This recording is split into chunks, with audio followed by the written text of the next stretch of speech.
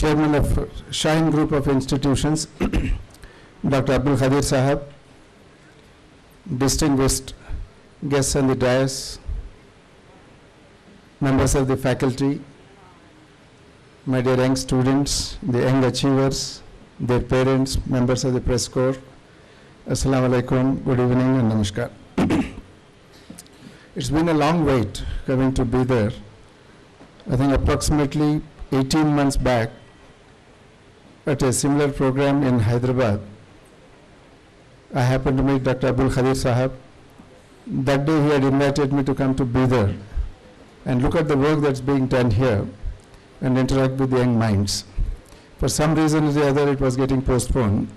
In fact, last month, during the middle, I had to attend a program of Shaheen Group of Institutions in Hyderabad. I could not. But today I'm making amends. I have come here. Not only I wanted to interact with all of you, I wanted to see the excellent work that is being done here. Now the fame of Bidar and what he is doing here through his institutions, it's crossed the borders of Karnataka, in Hyderabad and many other places across the country. It's being talked.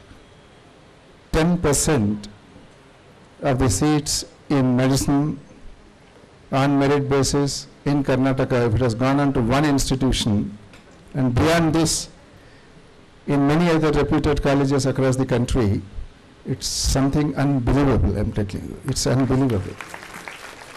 For a very, very long time, we have seen very high quality institutions working in this arena, but none of them have secured this result. As they say, seeing is believing. After I came here this afternoon, very graciously, Abdul Khadir Sahab took me and showed the way the education, imparting of education is structured and how well, in what disciplined atmosphere the students are being brought up, not merely at your level, at a very, very nascent and a very inception level, when they are still very young. And then it's not as if they are all being picked up from very bright backgrounds. A lot of children who do not know alphabet, a letter in the English alphabet, they are joining the institution. In months' time, they are able to complete matriculation. There are many who are very average achievers who are turning out to be brilliant when they come here. No point in taking the best and achieving the results through them. If you are picking up the average and below average and achieving those results, that speaks how well you have honed your curriculum, your methodology of teaching, how well you are dedicated and focused in your cause, and how well you have chosen your faculty. In fact, what gladdened my heart just a few minutes back, though you applauded all of us coming onto the dais, the best of the applause were reserved for your teachers, your botany, your physics teacher. When they were coming up, you had reserved it. There is something that is coming very naturally from your heart for what they have done over a period of 2, 3, 4 years, I don't know how many years, but then you are recognizing that they had a big role in your success in turning your futures. This is what the relationship between the teacher and the taught, the teacher and the student should be. I'm really glad that Shaheen Group of Institutions is reinventing this bond, which is getting very fast lost in this world, the academic world. A little further word of praise for Dr. Khadir Sahab, because it's not as if when he started off in 1989, this was a very, very lucrative offering for him. He was very comfortably escaped in the Middle East in a very highly profitable job, but then leaving that and coming and starting this institution with a mere 16 students in the first year, and then in no time that 16 has turned out to 16,000, which means the exponential growth of from 1:1,000. It's something remarkable. And I'm sure without a lot of effort, a lot of building up of team effort, this would not have been possible. I congratulate him, not merely for turning his institutions into success. There is a great, great work of nation building that he has done, turning out so many excellent professionals. I am very sure, now the Patil Sahab was mentioning, our other speaker who had spoken just before me, he was also mentioning about it, that the values that you carry in future coming out through these institutions, that's going to be the touchstone for how well you have been trained here, in not merely in academics, in character building also. I will just mention 3 small anecdotes, because I have this weakness of leaving some message for the students and youngsters when I go in the midst of them. I'll not tell it directly, I'll put it in the form of 3 anecdotes probably that will be relevant for you today. The first one, you must have extreme humility. The problem with achievers, young achievers particularly, is you get something, you think you have conquered the world. If you go with that attitude, that's the time the downfall starts. You have to, you may reach the sky, but your feet have to be firmly grounded on earth. If you don't do that, it doesn't take much time for you to fall. So that's why I'll give you one small anecdote here. This is an imaginary conversation that takes place in a pencil factory, the pencil factory between a pencil and a pencil maker. The pencil maker keeps making thousands of pencils over the year, but one day he decides to make best of the pencils. He does it. Before putting it in the box and sending it into the market, he lovingly and longingly holds it in hand and enters into a beautiful conversation with it. He tells the pencil, with a lot of care, a lot of effort, a lot of thought, I have made you. I am sending you into the world. You have the potential to become the best pencil ever, provided you remember 5 things. The first one, it says, remember, what is important in you is what is inside you, not what is around you. You know what is inside is the lead. That is the only useful part of the pencil. The wood around that only helps in holding it and then holding it properly in the midst of fingers to write. All of you must remember that what is inside you, your internal worth, your intrinsic worth, that is what is of great value, not the peripherals. This is the first one. Second one, he says, however well you can write, you have to undergo the excruciatingly painful process of sharpening from time to time.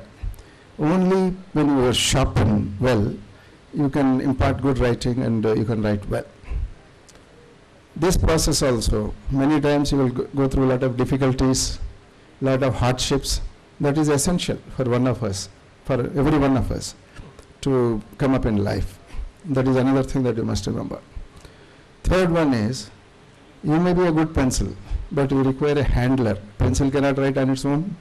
Somebody has to handle it and write it. That is what your teachers are for you.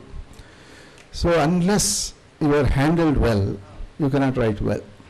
So you should allow, you should give that respect, that you should have that humility to acknowledge the role of a teacher in your life, the handler. The other one is, regardless of whatever surface you are put to, you should continue to writing. You can't say that only I'll write on a glazed paper, I'll not write on rough surface. Whatever the surface, whatever the circumstances are in life, you should continue to go on and on. No excuse you will make that because of this difficulty I am not able to do this.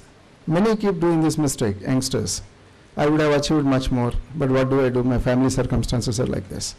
What do? I did not study in best of the institutions, or I did not get best of the circumstances. So these sort of excuses won't matter. They don't help you at all. You should give out your best under whatever circumstances. And the last one is, to my mind, that's the most important one. All of us, however bright, however good, whatever we are bound to commit mistakes. Admitting the mistakes, rectifying, coming to the correct path and doing it is very important. Many times our ego, our innate sense of self-importance, self-centeredness, they do not allow us to admit the mistakes. It tells the pencil maker tells the pencil, when you write, it's not as if you write correct all the time. There will be times when you do something wrong, you do not write correctly. Do not hesitate to erase it. Use the eraser also and write again. There is no fault, no shame involved in that. So remember these 5 qualities as you are going up in life, you will definitely become very, very successful. The second one, the quality that was talked about was the empathy. When you become doctors, some of you become very big doctors, very big doctors. But I have seen, I have known a lot of good friends in big cities, particularly in Hyderabad, are my personal friends. I keep telling them, you have earned millions, but you have not done any service to the society. You earn money, you have done best of the surgeries, you have earned the name, but you have not been really useful to the society. That's because you lack that single important quality which you require in medical profession, the empathy. The empathy, the connecting with the patient attendants and his family. This is something that is lacking in today's medical world. So that is one quality that is required. I'll tell you a small anecdote here. See, many years back, Olympics are conducted once 4 years. In Seattle, in United States, immediately after the Olympics, the Special Olympics were conducted. Special Olympics are conducted for the physically challenged and those to whom God has not endowed all the faculties that we are endowed with. Somebody could be mentally retarded, somebody could be having problem in walking, limbs, paralysis and all those sort of afflictions. But they also go and participate. The athletes with these afflictions also go and participate in the sports events. All events were over. The last event was the 100-meter dash. That's the most attractive event in any multidisciplinary sports event. 7 children line up, 7 athletes line up, and they have to, at the shot of the gun, get set, go. All of them have to run, complete the 10-meter dash, 10-meter run. Once the signal goes off, they start running. 5, 6 of them are running. One boy who was afflicted with Down syndrome, he goes a few feet, hurtles and falls down. And he was experiencing extreme agony, extreme pain. Pain on 2 counts. One is that he has fallen down, physical injury. Second one is the mental agony that he is going through, that he was not able to participate in the race along with the rest of the others. So he has fallen down there. One athlete who had gone forward, he stops in the track, looks at what is happening behind, he walks back to this athlete and lifts him up. Then other 5 who are at different stages of running ahead, all of them stop and see what is happening. All of them return to this point. All the 6 of them triumphantly lift this athlete and march forward and touch the finishing line simultaneously. The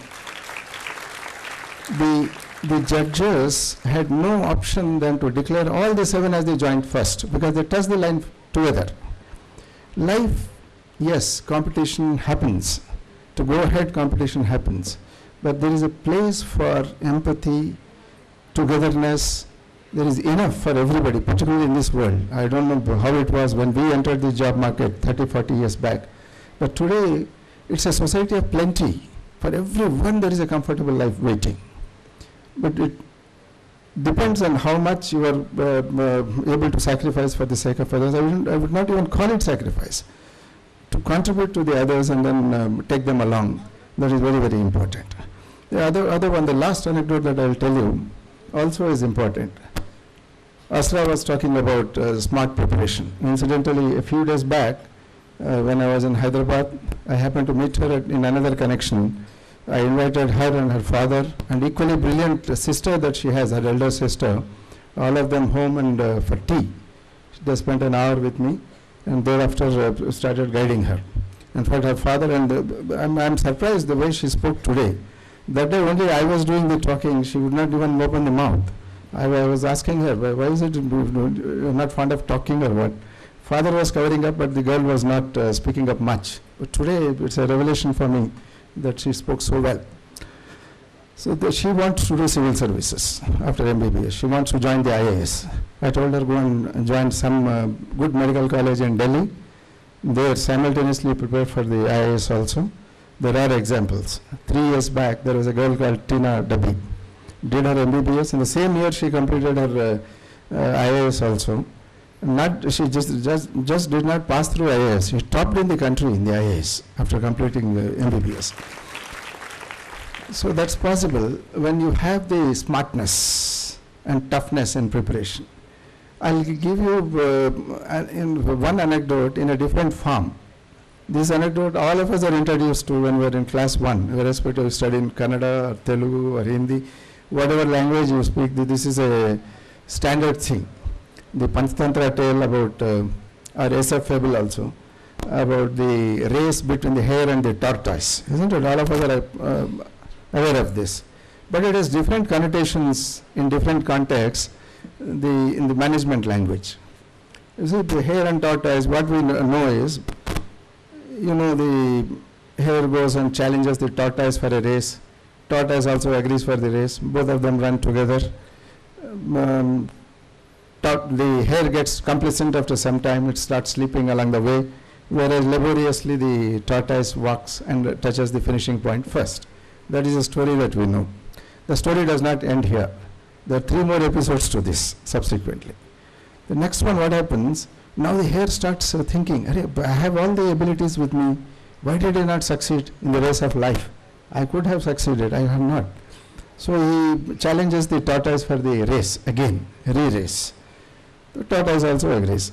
This time, without winking, without any complacency or negligence, the hare completes the race and wins hands down. This time it is the turn of tortoise to think, how can I beat the hare in the race? It says, okay, come on, let's have another run. This time not here, we'll go to another course and do it there. So they start running. Hare also agrees, yes, we can do it, I can win hands down, there is no problem wherever it is. They start running. When they start running, tortoise is coming slow. Hare goes, after going certain distance, you find there is a river flowing along the way. The finishing line is on the other side of the river. Cleverly, the tortoise had manipulated. Negligently, the hare had forgotten to check what type of course was there, was on offer. So then what happened? It goes up to the bank of the river and stops there. Tortoise comes very slowly, gets into the water, swims across and declares itself the winner on the other side. It's a winner because it touched the finishing line first. Now it's the turn of the hare to go to the tortoise and say, look, why have competition? Every time competing, and sometimes you win, sometimes I win. I'll show you a way in which both of us can win. This is called the win-win situation. I'll show you a way in which both of us can win. On the land, I am fast. So when I start running, you sit on my back, I'll take you to the bank. Once we reach the river, you get into the water, I'll sit on you. And then on the other side, both of us can go and both of us can win. The tortoise asks, what is it in it for me? He says, see, look, you are taking, say, 1 hour to complete the race fully. This way you'll be able to complete in 40 minutes. You are able to win. You are also making me win. Both of us are winning. So why can't we have that sort of a situation? Life presents you a lot of such situations. Every time don't think that competitor is a competitor. Competitor becomes many times a collaborator, a person with whom you have to cooperate also. You will be seeing, this is why you should keep your eyes and ears open and see what is happening in the world. Please read newspapers, biographies, start doing it now. In case you are totally immersed with academics so far, from now onwards you must start doing it. Otherwise, you may have won in the academic race, you will lose in the life race. You can learn quite a lot from the lives of others and by knowing what is happening around. So much we talk of India, US, trade relations, or India and China, what is happening. India and China might be competing. They may have differences in a lot of areas. There are a lot of areas where they are cooperating also for mutual benefit. Tomorrow it happens, when you enter a profession, there you will have to do this. You will have to do. That's why these sort of things develop those qualities in you so that you can really go forward in life and then achieve much, much more than what you have dreamt of. These are the only 3 points that I wanted to make to you. A couple of offers to Abdul Qadir Sahab. You have built up excellent institutions. You have taken me and shown. Now I know why you are succeeding. Some of these ideas I am taking. We also have a huge number of schools, as Ajaz was mentioning. I have 91,000 children studying in my institutions. And next year we are going to add another 33,000. Totally it's going to be 1,31,000 with us. All of them are staying in hostels and studying. It's a 8,000 crore project that we have started in Telangana and many other states, including Delhi, Andhra, Karnataka also. The other day a set of officers came to study, Bihar, Bengal. Many of them are emulating it. So this is all happening there. I have picked up some ideas from in a little while whatever I saw now. In fact, I visited 4 of our institutions along the way before I touched Bidar. Had I known that I would be visiting your institutions, as I thought I've formally coming for this program, I would have brought my secretary of the institutions, Mr. Shafi, also to see. I intend to send him along with his team to come and see. Let one area, one institution learn from the others, and that would be good for the country. 2 offers that I would straight away want to make. One is civil services. In Hyderabad, we have started this. Every year we pick up 100 very bright youngsters, and then train them up and send them to civil services. I've been doing this for the last 14 years. Many have been going, succeeding, some not succeeding. It's a very tough examination. Ultimately, from 10 lakh people, not even 1,000 gets selected finally. 500 is what ultimately gets selected. So that's how tough that examination is. Probably the toughest examination on earth today. Earlier, French and these civil service exams were supposed to be equally tough, but this has been declared as the toughest now examination. It tests a lot of your mental ability, toughness, focus, a lot of other qualities. Now people in Hyderabad take me seriously because 3 years back, my son got into IAS. 3 years back, my daughter-in-law also got into foreign service, Indian foreign service, which is equal or maybe in a way better than IAS. So now they do it. If you want to start here in Shaheen Group, picking up a small group of bright youngsters who want to do, you don't have to look far and wide. From your alumni itself, you can pick up those who want to do. Large number of them who have done medicine, who are into IAS and IPS. In fact, in Karnataka cadre itself, Dr. Umapati was there, who was my batchmate. And then Dr. Rupak Datta, who was the DGP here, he was also my batchmate. In his family, there were 2-3 doctors who got into IAS and IPS. So that is one thing. There here perhaps a lot of guidance and then a lot of intimate knowledge is required. I am willing to do this in case you start in these parts.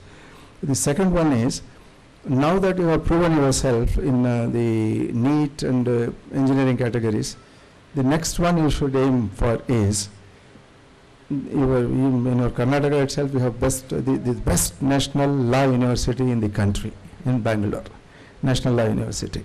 CLAT, and then sending students for legal education in law, which is a very, very lucrative and upcoming career. Luckily, unlike the other law colleges, every state has one national law university today, where the Chief Justice of India, Chief Justice of the state high courts, they are the ones who go and sit and guide them. So if you want to start any coaching for that, to develop good advocate lawyers, the communities need them. So there also I can be of some help to you. Anyway, you keep coming to Hyderabad. My coming to Bidar is rare, but your coming to Hyderabad is far too often. Now that you have started an institution also there, please come. We will sit, discuss. Thereafter, I don't mind coming a few times to Bidar. After all, it's so close from Hyderabad. So I can help you out in that. This is ultimately the last one that I told you on hair and tortoise, the win-win type of situation. You win, I win, the communities and the country wins ultimately. We can present that sort of an atmosphere here. Once again, many congratulations to all 450, 500 of you who have made the grade this year. You have done not only good for yourself, for your families, you are the inspiration for many other students who are in this institution and many other institutions. You need not base yourself in a place like Bangalore or Hyderabad or Delhi to achieve success. Even in a small district headquarters like Bidar, provided you have that proper institution, the teachers, and the focus lack of distractions, that is a word that Dr. Khadir Sahib had used. It's very much true. When you're focused onto an objective, you don't have to look this side, that side. Like a horse with blinkers on, it keeps going. If you remove the blinkers for the horse, it becomes wayward. It goes this side, that side. It has to go on course, and you have to keep the blinkers on and just focus on the task on hand. That is what this institution has made, alongside, of course, beautiful infrastructure, and the faculty also has been given to you. That's how we could achieve the success, and you will be the source of inspiration for many future generations coming out of this institution, other institution. Congratulations. May God grant you an excellent and a beautiful and a meaningful life. Thank you.